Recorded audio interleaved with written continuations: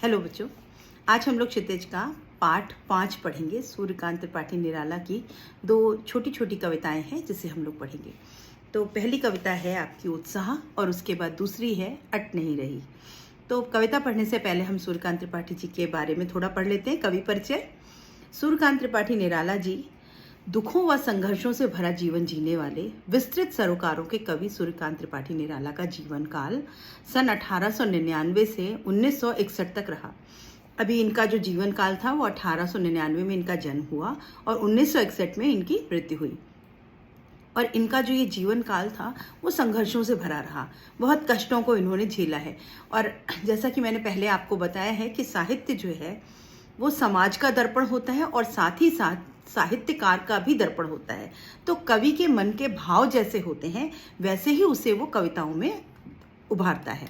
तो यहाँ उनके जो संघर्ष और उनके जो दुख थे वो आपको इनकी कविता में देखने को मिलेंगे। उनकी रचनाओं में क्रांति, विद्रोह और प्रेम की उपस्थिति देखने को मिलती है। अभी इनकी कविताओं में क्या क्या देखने को मिलेगा? आपको प्रेम देखने को मिलेगा, क्रांति मिलेगी और विद्रोह मिलेगा। कोई भी संघर्ष है, कोई भी अन्याय है, उसके प्रति कवि जो है वो विरोध करता है, विद्रोह करता है और क्रांति करना चाहता है। और वो चाहता है सब कुछ बदल जाए, सब कुछ परिवर्तित हो जाए। इनका जन्म कवियों की जन्मभूमि यानी बंगाल में हुआ। बंगाल से बहुत से कवि हमारे यहाँ हैं, तो इनका भी जन्म जो है वो बंगाल से हुआ था। साहित्य के क्षेत्र में इनका नाम अनामिका, परिमल, गीतिका और कविताओं निराला रचनावली के नाम से प्रकाशित उनके संपूर्ण साहित्य में हुआ, जिसके 8 खंड है। इनकी एक पुस्तक प्रकाशित हुई जिसके कि 8 खंड थे, निराला रचनावली। इसमें इनके सभी कृत्य जो थे वो इनकी कविताएं, रचनाएं संग्रहित की गई। स्वामी परमहंस और विवेकानंद जैसे महान स्वतंत्रता सेनानियों से प्रेरणा लेने वाले और उनके बताए पथ पर चलने वाले निराला जी ने भी स्वतंत्रता संघर्ष में अपना महत्वपूर्ण योगदान दिया। अभी ये किससे प्रेरित थे? ये विवेकानंद और स्वामी परमहंस से प्रेरित थे। आपने विवेकानंद जी के बारे में भी पढ़ा होगा। वो अपनी वाणी से, अपने कृत्यों से देश के लिए उन्होंने अपना बहुत बड़ा योगदान दिया। उन्होंने युवाओं को जगाया था कि उठो और देश के लिए कार्य करो। तो ये भी उनसे प्रेरित थे और इन्होंने अपना इस आज़ादी में एक अपना योगदान दिया। कैसे? कवि अपना योगदान कैसे देता है? कवि अपना योगदान इसी तरह से देता है कि वो देश प्रेम की कुछ कविताएं लिखता है। तो जो कविता हम अभी पढ़ने जा रहे हैं, आपकी पुस्तक में पाठ में पेज 32 पर जो पीछे एक पिंक कलर का कलर्ड पैराग्राफ होता है उसको पढ़ेंगे हम। उत्साह एक आवाहन गीत है। ये कैसा गीत है? आवाहन गीत है। और इसमें जो बादलों को संबोधित है, और इसमें इन्होंने किसको संबोधित किया है? बादल को संबोधित किया। बादल निराला का प्रिय विषय है। अभी बच्चों, ये इनकी कविताओं की इनकी खुद की विशेषता है। आप इस विशेषता को अपने प्रश्न के उत्तर में भी लिख सकते हैं कि निराला जो है वो उनके बादल उनके प्रिय विषय रहे। कविता में बादल एक तरफ पीड़ित प्यासे जन की आकांक्षा को पूरा करने वाला है, तो दूसरी तरफ वही बादल नई कल्पना और नए अंकुर के लिए विध्वंस, विप्लव और क्रांति चेतना को संभव करने वाला है। अभी यहाँ पर बादल कैसे हैं? वो चेतना भी जगा रहे हैं और विद्रोह भी कर रहे हैं। वो जो पीड़ित जनता है उसको पानी दे करके उसकी आकांक्षाओं की पूर्ति भी कर रहे हैं, इच्छाओं की पूर्ति भी कर रहे हैं, और साथ ही साथ जो नए कल्पना वाले नए अंकुर हैं उनको प्लावित भी कर रहे हैं और विध्वंस भी कर रहे हैं, मतलब विनाश भी कर रहे हैं और कुछ नया रचना भी कर रहे हैं। तो बादल क्या करता है? बादल जब बारिश होती है तो जो कुछ पुराना, सूखा, खराब, दुख देने वाला है वो समाप्त हो जाता है। तो विध्वंसकारी भी हैं और साथ ही साथ नया पल्लवन करते हैं। कैसे पल्लवित करते हैं? जब बादल बारिश होती है तो जो बीज अंकुर जमीन में पड़े होते वो फिर से खिल उठते हैं, उसमें से अंकुर फूट जाता है और नया पौधा जन्म लेता है, नया जीवन भी देते हैं। कवि जीवन को व्यापक और समग्र दृष्टि से देखता है। कवि कैसा देखता है? जीवन को व्यापक और समग्र यानी व्यापक दृष्टि, यानी यहाँ पर दुख भी है, सुख भी है, संघर्ष भी है, प्रेम भी है, विध्वंस भी है और नया जीवन और नई क्रांति भी है, नई चेतना भी है। कविता की ललित कल्पना और क्रांति चेतना दोनों है। कविता में 2 आपको भाव मिलेंगे, एक तो ललित कल्पना और क्रांति की चेतना। ललित कल्पना मतलब बड़े सुंदर सुंदर कल्पनाएं करें जैसे कवि करते हैं, ऐसी कल्पनाएं भी देखने को मिलेंगी, विविध कल्पनाएं। और साथ ही साथ क्रांति चेतना, यानी वो क्रांति भरना चाहते हैं, वो चेतना, वो जोश दिलाना चाहते हैं कि उठो और देश के लिए कुछ करो। तो ये छोटी सी कविता में आपको 2 भाव देखने को मिलेंगे। सामाजिक क्रांति या बदलाव में साहित्य की भूमिका महत्वपूर्ण होती है। जो सामाजिक क्रांति होती है उसमें बदलाव साहित्य की भूमिका, महत्वपूर्ण भूमिका होती है। अगर कुछ बदलाव आना है, कोई क्रांति आनी है, तो ऐसा नहीं है कि दो लोग निकले और लड़ने लगे देश में और कोई क्रांति हो जाएगी, कोई बदलाव हो जाएगा, नहीं। साहित्य का अपना अलग योगदान होता है। साहित्य में भी कवि, लेखक जो हैं वो अपना योगदान देते हैं और क्रांति में अपना सहयोग देते हैं। लोगों को जगाने का काम कौन करता है? साहित्य करता है। आप न्यूज़पेपर पढ़ते हैं, पत्र पत्रिकाएं पढ़ते हैं, उसमें मिलता है कि इस समय क्या चल रहा है देश में। हम सबको देश के लिए आगे बढ़ना होगा। अभी जो अब 15 अगस्त है, उसमें हर घर तिरंगा जो अभियान शुरू किया गया, क्यों किया गया? लोगों में एक चेतना जगाने के लिए किया गया। और ये जो हर घर तिरंगा अभियान है, मोदी जी ने आरंभ किया, ये केवल हमें देश प्रेम की भावना जगाने के लिए, एक चेतना जगाने के लिए किया गया है। तिरंगा लहराने से नहीं कुछ हो जाएगा, लेकिन तिरंगा लहराने से हमारे मन में जो भाव पैदा होंगे, अपने देश के लिए जो प्रेम पैदा होगा, वो कैसे हम लोगों तक पहुंचाएं। तो इसलिए ये चेतना जगाई गई। स्कूलों में, विद्यालयों में, कुछ सोसाइटीज़ में, सब जगह इस समय हर घर तिरंगा की अभियान चल रहा है। हर घर पे आपको तिरंगा लहराता मिलेगा। तो आपके मन में ना चाहते हुए भी बरबस आपका मन देश के लिए, देश के प्रेम में भर जाएगा। तो सामाजिक क्रांति या बदलाव में साहित्य की भूमिका महत्वपूर्ण होती है। निराला इसे नवजीवन और नूतन कविता के संदर्भों में देखते हैं। और निराला कैसे देखते हैं इसको?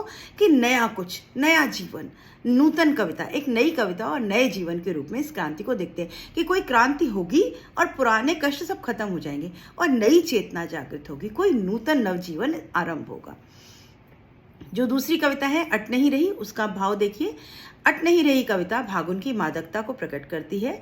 कवि फागुन की सर्वव्यापकता, सुंदरता को अनेक संदर्भों में देखता है। अभी फागुन का महीना जो फरवरी मार्च का महीना होता है, होली वाला, उस समय मौसम बहुत सुहाना होता है। न गर्मी होती है, न बारिश होती है, न ठंड होती है। एक बड़ा सुंदर मॉडरेट सा मौसम होता है।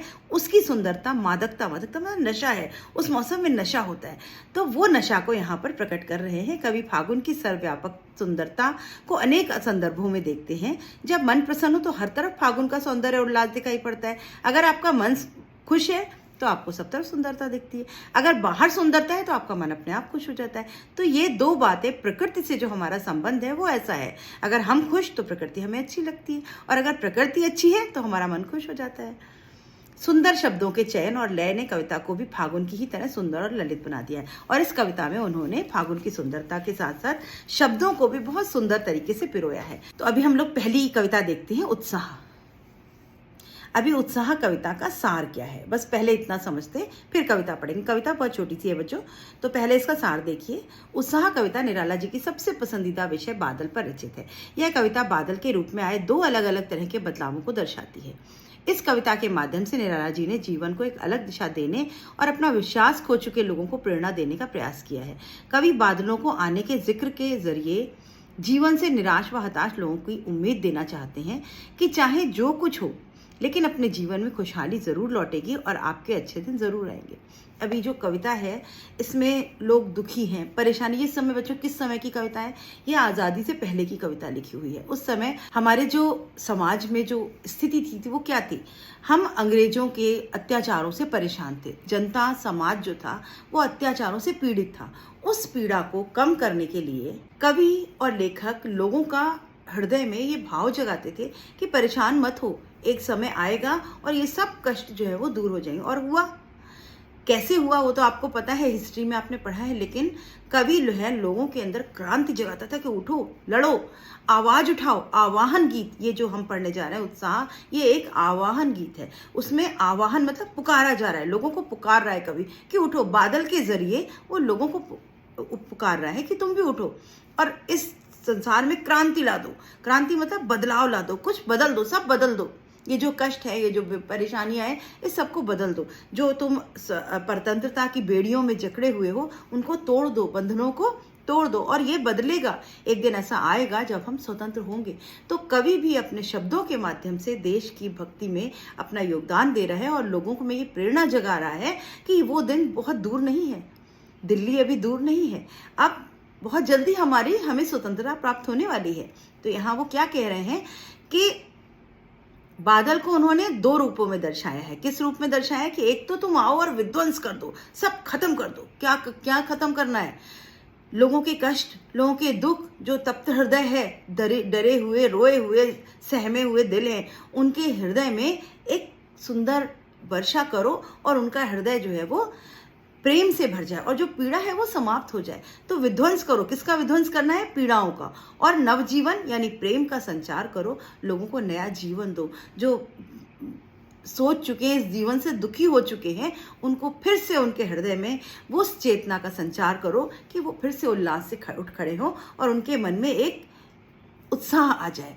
और इसीलिए इस कविता का नाम उत्साह है। कवि बादलों के आने के जरिए से जीवन से निराशा और हताश लोगों को उम्मीद देना चाहिए। अब लोग हताश हो चुके, निराश हो चुके। हमारी जो परतंत्रता थी बच्चों, वो 200 वर्ष की हमने परतंत्रता झेली। 200 वर्ष कोई छोटा समय नहीं।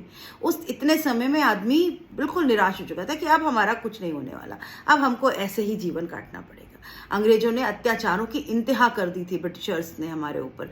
और ब्रिटिशर्स को तो छोड़ो, ब्रिटिशर्स ने हमारे ही बीच में से लोगों को खड़ा कर दिया था और वो हमारे ही लोग, हम अपने ही लोगों पर अत्याचार कर रहे थे। तो लोग बुरी तरह से त्रस्त थे, निराश थे, हताश थे। तो वो क्या चाहते हैं कि बादलों के जरिए वो उनको उम्मीद देना चाहते हैं कि कुछ भी हो जाए, अब तुम्हारे जीवन में खुशहाली अवश्य लौटेगी और अच्छे दिन जरूर लौट कर आएंगे। कविता में उन्होंने दूसरा अहम संदेश क्या दिया? जिस तरह बादल बेजान पौधों में नई जान डाल देते हैं, वैसे ही मनुष्य के सारे दुखों को भूलकर अपने जीवन की नई शुरुआत करनी चाहिए और जिंदगी में हमेशा आगे बढ़ते रहना चाहिए। मुख्य रूप से निराला जी ने ये कविता हमारे भीतर सोई क्रांति को फिर से जगाने के लिए लिखी। अब उन्होंने बादल के माध्यम से हमारे अंदर जो सोई हुई क्रांति थी, मनुष्य के अंदर बहुत शक्ति है, बहुत ताकत है। हम अगर एकजुट हो जाएं और मिल जाएं तो हम कुछ भी कर सकते हैं। तो उन्होंने हमारी इस चेतना को, इस क्रांति को जगाने की कोशिश करी कि तुम उठो और लड़ो, अपने स्वतंत्रता के लिए लड़ो, तुम्हें जरूर स्वतंत्रता प्राप्त होगी। और फिर से जैसे बेजान पौधे को नई जिंदगी मिलती है, तुम्हें भी ये जीवन अवश्य मिलेगा। तो इन्होंने ये 2 संदेश दिए। अभी कविता देखिए, पहली पंक्तियां। बच्चों, बहुत सुंदर कविता है और कविता में ध्वन्यात्मकता है। ध्वन्यात्मकता मतलब शब्दों से ध्वनि उत्पन्न हो रही। कैसे? देखिए, मैं पढ़ती हूँ, आप इसका आनंद लें। बादल गरजो घेर घेर घोर गगन धारा धर ओ। बादल से कह रहे हैं तुम गरजो, घेर घेर घोर गगन धारा धर ओ। ललित ललित काले घुंघराले बाल कल्पना कैसे पाले। विद्युत छवि उर में कवि नवजीवन वाले, वज्र छिपा नूतन कविता फिर भर दो। बादल गरजो मतलब कविताओं में जो शब्द हैं बच्चों, वो हमें ध्वनि दे रहे हैं कि अभी कुछ नया होने वाला है, कुछ बड़ा होने वाला है। तो इसमें ध्वन्यात्मकता है। अभी अगर इसका प्रसंग लिखने को आए या 2 पंक्तियों का आपको पूरा अर्थ लिखने को आए, भावार्थ, तो आप पहले 2 पंक्तियों में प्रसंग देंगे। प्रसंग क्या होता है?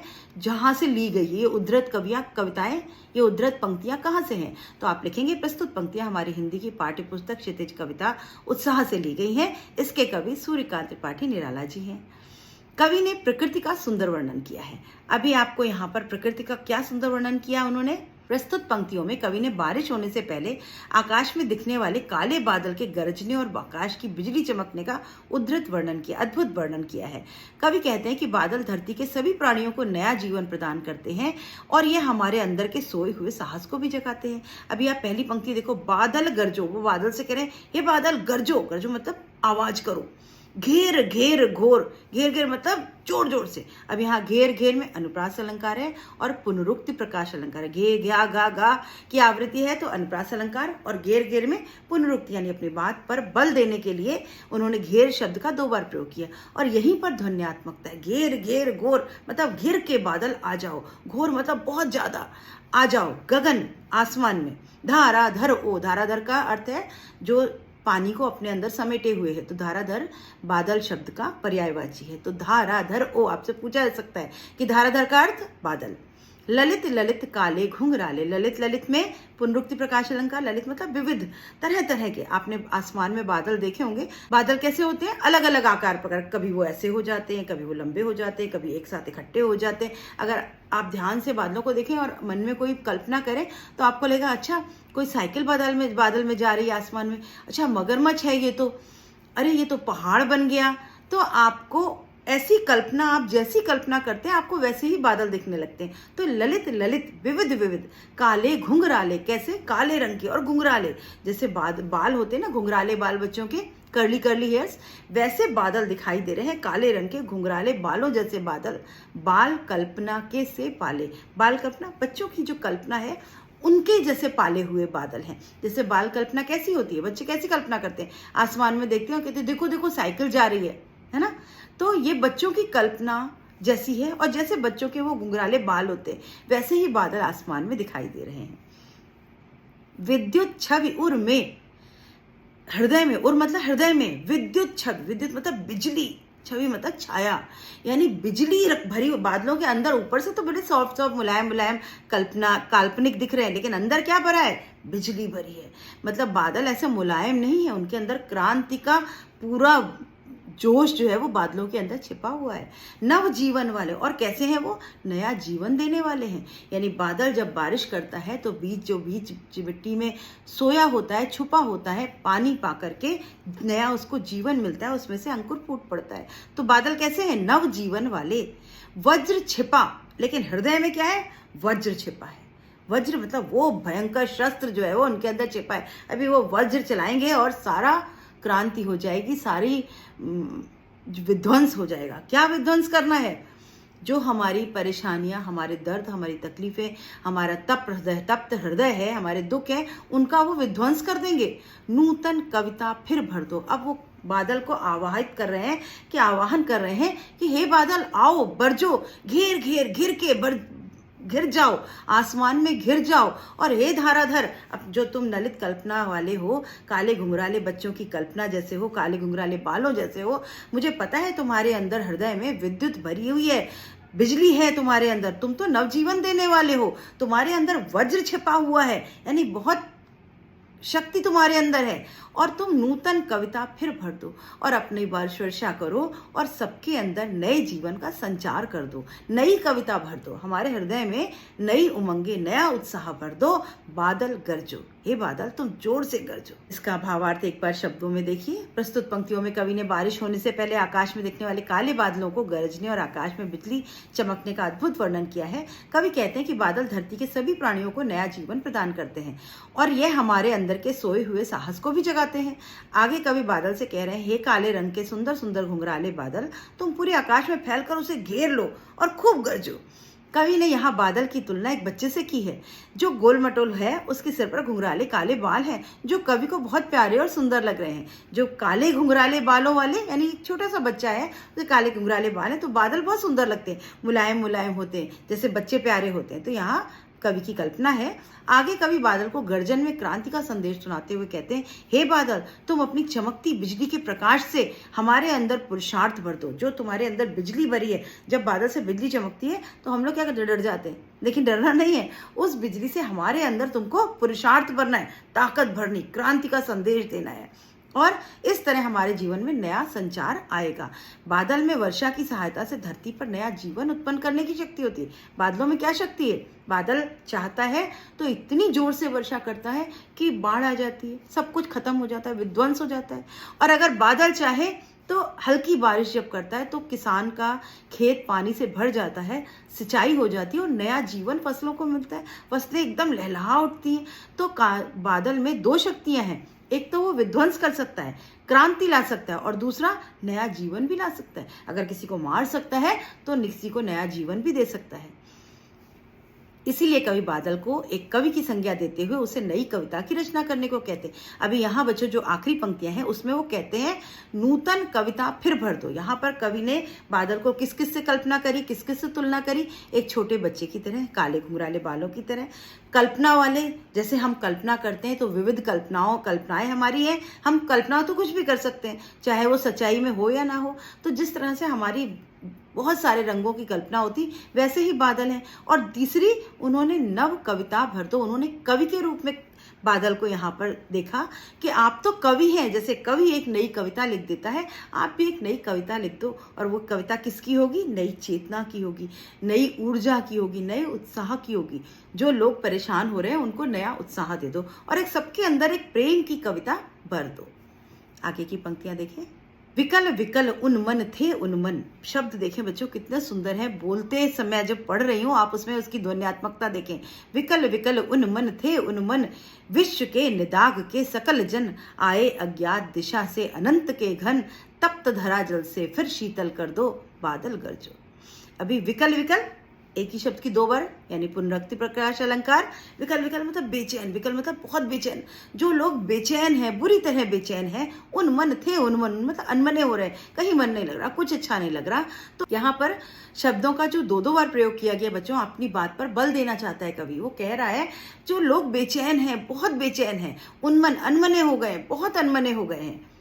विश्व के निदाग के सकल जन, विश्व मतलब संसार के, निदाग मतलब गर्मी, जो गर्मी से सकल मतलब सारे, जन मतलब लोग, विश्व के जो सारे लोग हैं वो गर्मी से परेशान हैं। बादल बारिश का हम लोग कैसे इंतजार करते हैं, जब गर्मी का मौसम होता है, जून जुलाई मई की जो गर्मी होती है, मई जून की, उस गर्मी के बाद हमारा मन करता है बारिश हो जाए। बारिश क्यों नहीं हो रही है, थोड़ी बारिश हो जाए तो थोड़ा सा राहत मिले। तो हम सब गर्मी से परेशान हो जाते हैं, बेचैन हो जाते हैं, विकल हो जाते हैं, अनमने से मन नहीं लगता है। जब जून का महीना होता है, आखिरी महीने में आपकी जिस समय पढ़ाई चल रही होती है, एक स्कूल बंद होने से पहले, तो आपको लगता है बस अब नहीं बैठा जा रहा, 6 घंटे स्कूल में काटना मुश्किल होता है गर्मी में, पंखा चल रहा है फिर भी पसीने आ रहे हैं। तो उस समय जो अनमनापन होता है, जो बेचैनी होती है, वही लोगों के अंदर बेचैनी है, अनमनापन है। और लोग कैसे, विश्व के निदाग से सकल जन, सारे दुनिया जो है वो इस गर्मी से परेशान है। अब यहाँ गर्मी में बच्चों दो अर्थ छिपे हैं। एक तो मौसम की गर्मी, बादल बरसेंगे और गर्मी से राहत मिलेगी। दूसरा, जो हमारी परेशानियां थी उस समय की, स्वतंत्रता से पहले, वो हमें गर्मी की तरह परेशान करती थी। तब जब क्रांति होगी और कोई परिवर्तन होगा तो वो उस परेशानियों से हमें मुक्ति मिल जाएगी। आए अज्ञात दिशा से अनंत के घन। अभी वो बादल से कह रहे पता नहीं तुम किस दिशा से आए हो। अज्ञात मतलब बादलों के आने की दिशा का पता नहीं होता, तो किसी अज्ञात दिशा से तुम आओ, अनंत के घन, घन मतलब बादल। बादल कैसे होते हैं, ना उनकी दिशा पता होती है, ना उनकी मात्रा पता होती है, कहाँ से आ जाते हैं, कितने आ जाते हैं, कुछ पता नहीं है। तो तुम तो अज्ञात दिशा से आओ, अनंत होकर के आओ, तप्त धरा, तप्त मतलब जलती हुई धरती को जल से फिर शीतल कर दो। और ये जो दुनिया जल रही है, ये जो धरती जल रही है, इसको पानी वर्षा करो और शीतल कर दो, बादल गरजो। हे बादल तुम जोर से गरजो। अभी इसकी पंक्तियां देखिए बच्चों, इसका भावार्थ। कवि बादलों को क्रांति का प्रतीक मानते हुए यह कल्पना कर रहे हैं कि वह हमारे सोए हुए पुरुषार्थ को फिर से जगाकर हमें एक नया जीवन प्रदान करेगा, हमें जीने की नई दिशा देगा। कवि इन पंक्तियों में कहते हैं कि भीषण गर्मी के कारण दुनिया में भी लोग तड़प रहे हैं और तपती गर्मी से राहत पाने के लिए छांव व ठंडक की तलाश कर रहे हैं। तभी किसी अज्ञात दिशा से घने काले बादल आकर पूरे आकाश को ढक लेते हैं, जिससे तपती धूप धरती तक नहीं पहुंच पाती। फिर बादल घनघोर वर्षा करके गर्मी से तड़पती धरती की प्यास बुझाकर उसे शीतल और शांत कर देते हैं। धरती की शीतल हो जाने पर सारे लोग भीषण गर्मी के प्रकोप से बच जाते हैं और उनके मन में उत्साह भर जाता है। जब आपने देखा होगा बहुत तेज गर्मी हो और बादल आ जाए, मौसम बादल वाला क्लाउडी हो जाए, तो बड़ा अच्छा मौसम, थोड़ी राहत हो, चलो अच्छा हुआ, थोड़ी देर के लिए तो सूरज शांत हुआ, तो मन शांत हो जाता है। और जब बारिश हो जाती है तब तो हम सब शीतल हो जाते हैं। तो वो बादल को कह रहे हैं तुम आओ और इस तपती गर्मी से लोगों को राहत दो, शीतलता दो। अब ये जो हमने पंक्तियां पढ़ी, कविता छोटी सी थी, इसमें वो क्या संदेश देना चाहते हैं कि जिस तरह धरती की सूख जाने के बाद भी बादलों के आने पर नए पौधे उगने लग जाते हैं, ठीक उसी तरह अगर हार ना माने और अपने पुरुषार्थ पर भरोसा रख करके कड़ी मेहनत करते रहें तो आपके जीवन का बगीचा भी दोबारा फल फूल उठेगा। इसीलिए हमें अपने जीने की इच्छा को कभी मरने नहीं देना चाहिए और पूरे उत्साह से जीवन जीने की कोशिश करनी चाहिए। बच्चों, जैसे एक बीज है, वो जमीन में है, गर्मी पड़ रही है, धरती फट गई है, धरती में दरारें पड़ गई हैं, सूखा, तो क्या बीज को क्या करना चाहिए, मर जाना चाहिए? लेकिन नहीं, वो पड़ा रहता है, सुप्त अवस्था में पड़ा होता है। जब बादल बारिश करते हैं और मौसम फिर से आता है, उसमें पानी का अंश मिलता है, तो वो बीज फिर से जागृत होता है और उसमें से नया पौधा निकल आता है। तो वैसे ही हमको क्या करना है, हमको परेशानियों से घबराना नहीं है, संघर्ष करना है। संघर्ष कैसे करना है, हमें अपने मन में क्रांति जगानी है, उत्साह जगाना है और दर्द और परेशानियों से डर कर मर नहीं जाना। परेशान नहीं हो जाना है। हमें ये भरोसा रखना है कि एक दिन आएगा और वर्षा होगी, यानी हमारे कष्ट दूर होंगे और हमें फिर से नया जीवन मिलेगा। और यही संदेश वो बादलों के माध्यम से दे रहे हैं कि हे बादल, तुम बरसो और लोगों के जो तप्त धरा है इसको शीतल कर दो, लोगों के मन में फिर से नए नव जीवन का उत्साह भर दो और नए जो बीज सोए हुए हैं उनमें उनको पल्लवित कर दो। तो ये बादल दो काम कर सकते हैं, क्रांति ला सकते हैं, दुखों को दूर कर सकते हैं, और दूसरा काम क्या कर सकते हैं, नव जीवन दे सकते हैं। छोटी सी कविता है बच्चों, बहुत सुंदर कविता है। इस कविता का विशेष मैं आपको लिंक में दे रही हूँ, आप उस लिंक को ध्यान रखें और अपने प्रश्नों में उसको प्रयोग करें। मिलते हैं इस कविता के प्रश्नों के साथ अगले वीडियो में। तब तक चैनल को लाइक शेयर सब्सक्राइब करना बिल्कुल नहीं भूलें बच्चों। Good bye.